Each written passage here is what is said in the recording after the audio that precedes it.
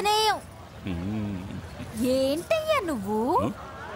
ఏదో పాపం ఆడవాసనంటే తెలియని అమాయక స్వామివి, అర్థం చేసుకుంటావులే.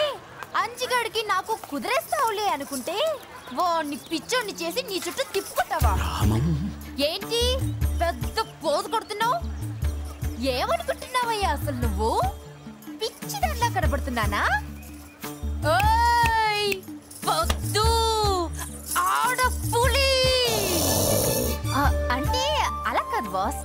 అసలు ఆ రాములోరు సీతమ్మ తల్లి లవ్ స్టోరీకి నువ్వెంత కష్టపడ్డావు, మరి నీ భక్తులకి బ్రహ్మచర్యం ఏంటి గురు?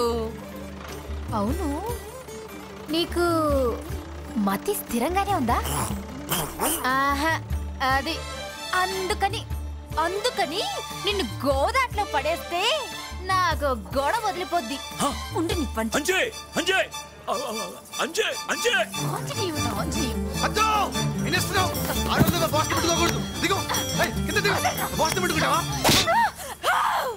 పిచ్చి నాకు కాదురా, నీకు.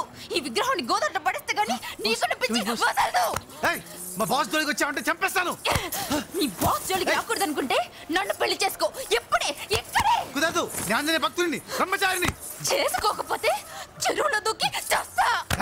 వెంటనే ఊరేసుకుంటా. బాస్ ఏమడిగేది బాస్? బాగున్నా బాస్? క్షమించు బాస్.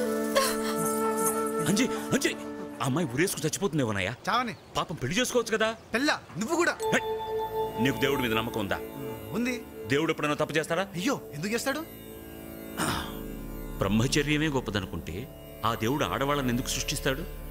ఎక్కడ చూసినా మగవాళ్ళమే ఉండేవాళ్ళం కదా. పునరపి జననం పునరపి మరణం. అర్థమైందా? పిచ్చోడా, జననం నుండి మరణం వరకు అన్నీ దేవుడు పెట్టిన ధర్మాలు.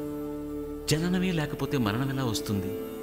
అందుకోసమే ఆ దేవుడు సంసారం అనే బంధాన్ని పెట్టాడు. ఆ సంసార బంధంలో దేవుడి ధర్మాన్ని కాపాడటమే మనిషి కర్తవ్యం. అలాంటప్పుడు మనిషిగా నీ కర్తవ్యాన్ని చేయాలా వద్దా? చేయాలి. మరి మా బాస్ పెళ్లి చేసుకోలేదు కదా. మరి మీ బాస్ విడిపోయిన సీతారాములు కలిపాడు కదా.